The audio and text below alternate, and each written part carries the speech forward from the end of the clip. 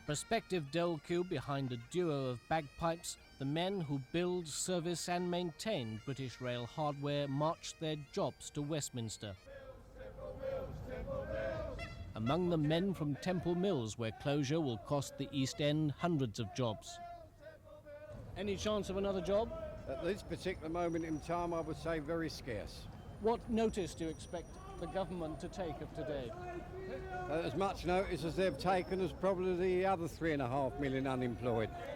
Against a £174 million loss, British Rail today detailed a productivity turnaround which has taken 27,000 people off their payroll, 3,500 of them in engineering workshops.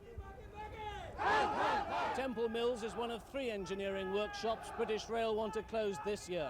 Others are threatened. Each closure is seen by the rail unions as a step nearer the Serpil ideal of buying in locomotives and rolling stock from abroad and contracting out all maintenance work. So this is a march for jobs, it's also a march for British rail engineering. The march of thousands spanned Waterloo Bridge. A workforce convinced that with modest investment in railway engineering, they can compete with the world. But what of last year's losses? It's a nonsense to talk about Britain without its railways. We should be developing, expanding and building them. But wouldn't a little less lost on strikes mean a little more for engineering? It's infinitesimal sort of figures we're talking about in comparison to the social and economic value of the system to the nation. That's really what the argument's all about.